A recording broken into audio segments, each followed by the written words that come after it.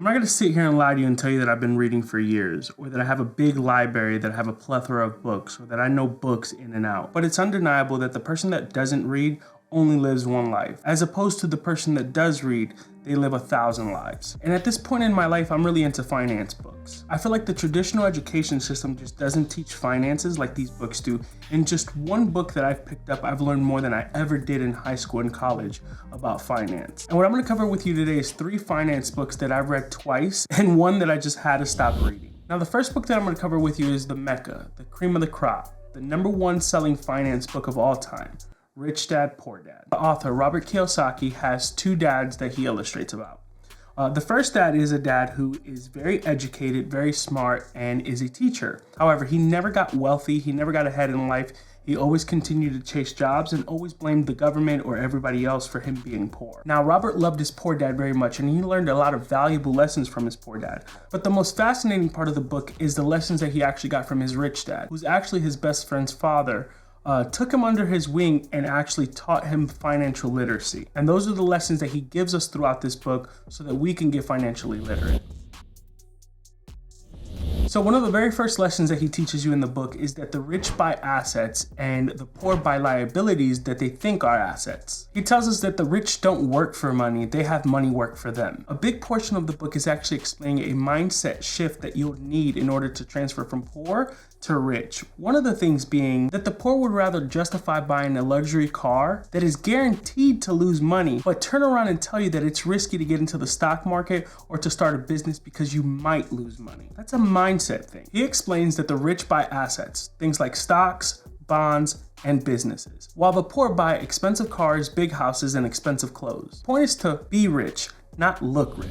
Another lesson that he explains is to get educated on personal finance, accounting, investing, understanding the markets, and law. So the first is accounting. You need to learn how to read numbers from an annual report or a personal bank statement. Investing, things like money making money and assets paying for liability. Understanding the markets, at least understand the basics of supply and demand. Law, understanding tax advantages and how corporations protect you. And the third lesson that I learned from Rich Dad Poor Dad is you need to pay yourself first. Now that can be completely foreign to most people because it's not what you're used to doing. As he explains in the book, it's a mindset shift that you'll need to transfer from poor to rich. One of the best quotes from the book is, "It's not how much money you make, but how much money you keep. How hard it works for you, and how many generations you keep it for." Like I said, this is a mindset thing and it can be completely foreign. The poor pay their liabilities first, while the rich pay their assets that pay for those liabilities. He explains that you should get to a point where paying yourself first should be your biggest bill each month. You're gonna start off slow with 10% of your earned income going straight to your saving. After that, you wanna increase that gradually. And as you increase that, your liabilities should start to decrease. While Rich Dad Poor Dad gives you actionable items, How to Get Rich by Felix Dennis actually gives you his journey and how he built an empire in the UK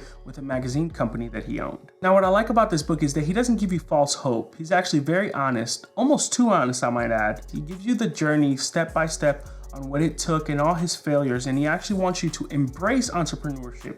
He doesn't want you to go out and buy motivational speeches or no mumbo jumbo like that. He really wants you to become a business owner. He explains that if you actually want to be rich, you got to be willing to fail publicly and in a big way. He says that you need to treat getting rich like a game. One of the quotes from the book is, "If they cannot treat their quest as a game, they will never be rich." And like I said, he was very honest in this book about women, about money, about his success, and about his failures. He really wants you to embrace the entrepreneurship. One of the biggest takeaways from the book is that he literally tells you to copy, but do it in your own way. He literally watched his rivals, he mirrored what they did, and he just did it better. He explains that most time the person with the great idea isn't the person that gets rich. It's the person that can execute on that great idea. Now, what I like about this book that differs from others is that he also went on to explain things like luck. He explains that luck is what happens to you when you put yourself in the position for it, and that when luck arises, you got to take advantage of it and be aggressive when you do so. You have to be able to identify opportunities and work really hard to take advantage of those opportunities. He explains that the person that does nothing will always say that the person that took advantage of an opportunity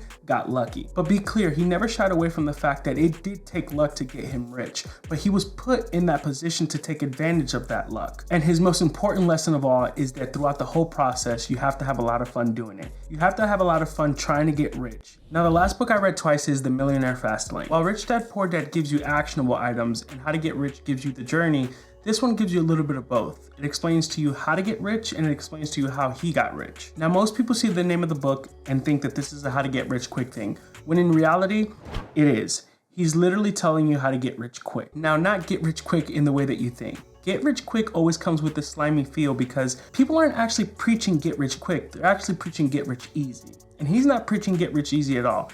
He understands it's going to take hard work and sacrifice, but it's definitely not going to take more sacrifice than working a 9-to-5 for 40 years. Now, mind you, his get rich quick timeline is 10 years. Absolutely hates what these financial gurus are telling you about getting rich, penny pinching, how not to buy a latte, and that'll make you rich by the time that you're 99. He doesn't want you to be rich when you're 99. He wants you to be rich now when you can enjoy it and not when you're on a cane and can barely see or walk. He explains that there's 3 paths that you can take in life: the sidewalk, the slow lane, and the fast lane. Here are some characteristics that he describes of each one of those. The sidewalker, chasing jobs, spends money like crazy, lives like there's no tomorrow, pretty much paycheck to paycheck. The slow laner is a Fortune 500 employee, invests in stocks and bonds, and is willing to trade time for money. If you follow this lane, you will get rich. However, you'll be 99. The fast lane. Time is the most valuable thing. Buys businesses, buys investments, lives below his means, but with the intent to expanding beyond those means. He can't for the life of him understand why somebody would trade 5 working days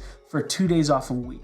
And I get it, it makes sense, especially now after I've had kids. He explains that kids don't just grow on the weekend when you're off. They also grow during the week when you're working at a 9-to-5, making somebody else rich. That really stuck out to me because I see the people at work more than I see my children or my wife. How is it fair that I'm working 5 days and trading for 2 days off? He explains that money trees are real and that you just have to plant those money trees in order to reap the benefits. He describes that there are 4 different types of money trees: content system, software system, rental system, and distribution system. Now, in the content system, he explains that you should create content that provides high value to a specific audience. Some of the examples that he gave are writing a book, creating an online course, and even starting a YouTube channel. The next money tree is the software system. He explains that you should develop software and technologies that solve a specific problems. Things like apps, websites, or software that make people's lives easier. The next one is the rental system. In this system, you're acquiring assets that generate a passive income through renting or leasing real estate, equipment, and any asset that people are willing to pay you for. The last one is a distribution system. He explains that you should identify products or services that are high in demand and figure out a way to distribute them. One of my favorite quotes from this book is, "If you want to have millions, you have to impact millions. The more people need a problem solved, the more you can capitalize." Now for the book that I had to stop reading, Psychology of Money. For some reason, I just couldn't get into it. Now, don't get me wrong, I got through about half of the book and it had a lot of great insights, but I feel like it's explaining a lot of mindset shifts